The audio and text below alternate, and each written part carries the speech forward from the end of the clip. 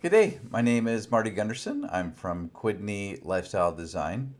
I was talking to a friend via Facebook, and we were going back and forth on what it takes to buy property here in Turks and Caicos. And I thought it actually would be a pretty good video just to explain why and what are the key things you need to understand when you're purchasing land here and why people would do it and such. And so I thought I'd do a video and share it with you, and hopefully it'll provide some information for you. In case you don't know, Turks and Caicos is actually a British overseas territory, a separate country in the Caribbean.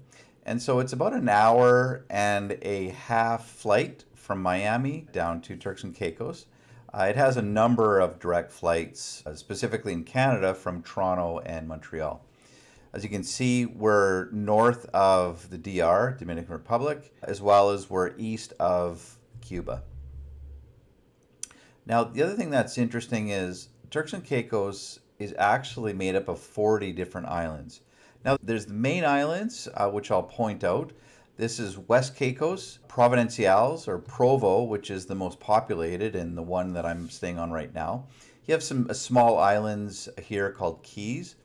Then you have North Caicos, Middle Caicos, East Caicos, and South Caicos. And then you have Grand Turk, which is the capital. And if somebody says they've taken a cruise to Turks and Caicos, they actually went to Grand Turk. And then there's a Salt Key underneath. So these are the main islands. Now, why would somebody want to stay, and what caused Turks and Caicos to explode on the scene in the last 10 years? And the reason being is it's got beautiful beaches. And no, this is not Photoshop. This is the actual color of the sand in the water. And if you Google best beach in the world, you'll likely see, as per TripAdvisor, that Grace Bay, which is in Providenciales, Turks and Caicos, would be the #1 beach, and has been for a number of years. Another benefit to Turks and Caicos is it's English speaking for our English speaking friends. It's, as I mentioned, is proximity to the US, very easy to get to. There's multiple flights to the US, to Miami. There's US dollar currency, which is strong, nice, and stable. And speaking of stability, it's a British overseas territory. And the main benefit to that is the property titles that you're given when you purchase land is guaranteed by the British Crown. There's no significant restrictions on real estate. So similar to a lot of other areas, although there are some Caribbean islands which really restrict what you can buy, especially on the water. For example, Mexico has some restrictions where you have to buy through a trust or what have you.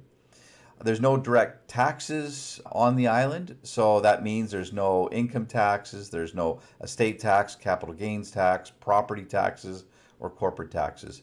Now, the question that I get asked quite often is, how does a government function then?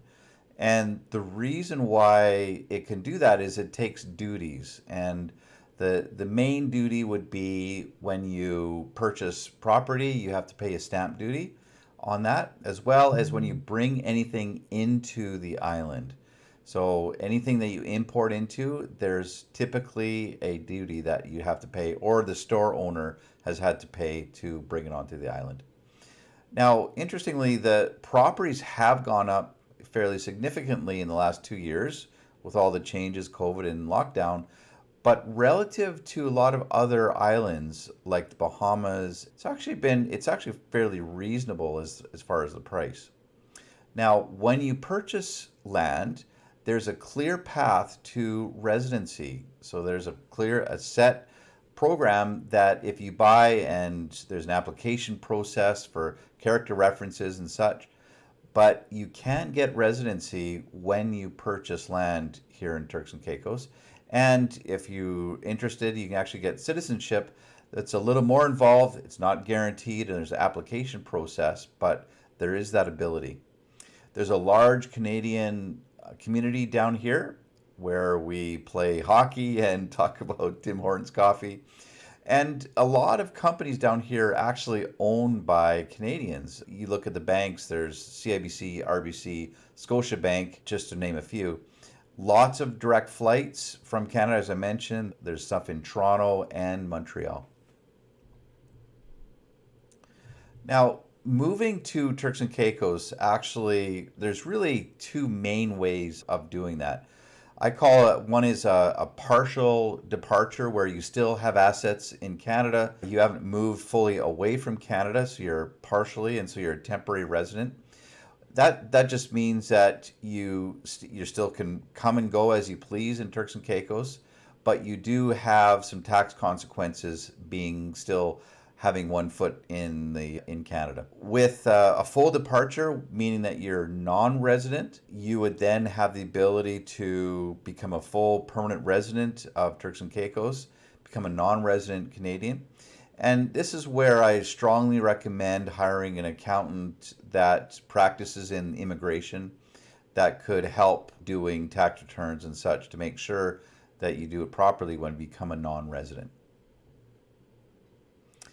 Now, speaking of buying property, I'm doing a development in the beautiful area of Turtle Tail, and I'm doing 14 lots. And these are lots where you have the opportunity just to buy the lots, or if you want to build a home, you can do that too. They're all about half an acre in area, and they're also about 100 feet wide.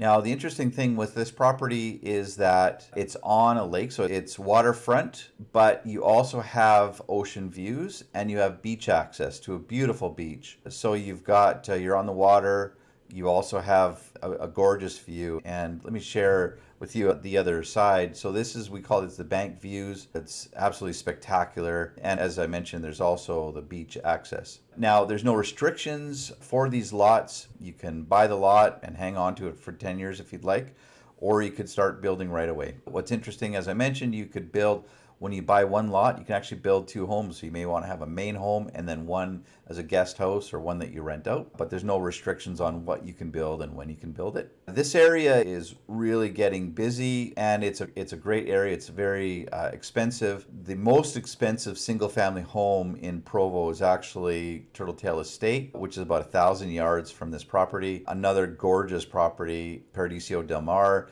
and formerly Prince's Estate. I think it's called Purple Rain. Such a neat little property, very iconic, is again really close. What's nice about this land is there's no property, there's no carrying costs. So as I mentioned before, there's no property taxes in Turks and Caicos, and specifically in this property, there's no HOA fees or anything in that regard. There's no strata or condo. Now, with this property, what you may want to do is build villas, build a villa on your property. That is very common on this, and quite common is how people will stay in their villa for 4 to 6 weeks and then rent it out for the remaining time.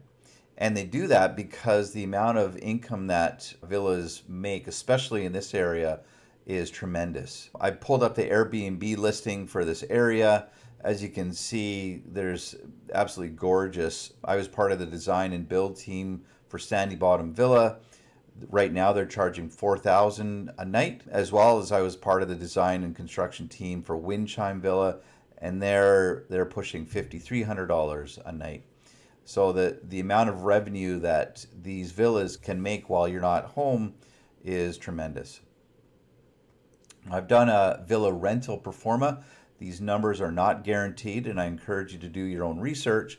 But just to give you a sense of what this could happen, as I mentioned, you purchase lot for $450,000.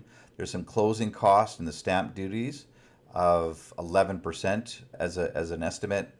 Now, build cost can be all over the map, but to your standard build is about $450 per square foot. And in this specific design, it's $2,500. And so this is called a Kangoo. We designed this, and we're actually building two homes, these two homes specifically, as we speak. And so they're about 2,500 square feet under roof. And so your total cost would be 1.6 million US. And that's the investment. Now, the revenue, and I'm going to be using, I believe, conservative numbers, 65% is going to be occupancy. So 2/3 of it will be when you rent out, and potentially 1/3 is when you stay in yourself or it's under maintenance. And the nightly rate I would suggest is a conservative number would be 1,500 a night. If you have a track record and you have a number of guests that you've done over the course of a few months, you might be able to punch this up to 2,000, maybe 2,500. But let's use a conservative number. I also have included some fees, the referral fees from Airbnb and VRBO, and some property management fees in case you need, like, for housekeeping and maintenance and such like that. So all in, if we look at the cost versus the revenue, in using these numbers, it's about $250,000 each year. And depending how you do that, it could be tax-free. So this is a potential use case for the land. Now, the purchase process of how we work is you buy the lot for $450,000, and you can do that and you'll have the title. So you can do that personally or you can do that corporately, completely up to you. Now you would choose a plan. Now we have half a dozen plans that you can choose from, or you can decide I want to do my own design, totally fine. You can also choose furniture packages that we have or bring your own and have extras. So there might be a solar package that you're interested in, for example. Once we come to all the numbers and the components of the deal, we would sign a construction contract and we would get the building permit, and that would take, to build the villa, I would suggest 10 to 12 months. While you're doing that, you can set up the company, or you could do that beforehand. You would potentially, if you want, you can apply for residency, getting your permanent residency certificate or PRC. And once you have that, once it's completely done, you can start staying in it, obviously, or renting it out. So this is one example of one of the ways that you can do this. If you have any other questions, please feel free to email me at marty, M-A-R-T-Y, @quidney.group, or respond in the link below. Thanks again. Take care.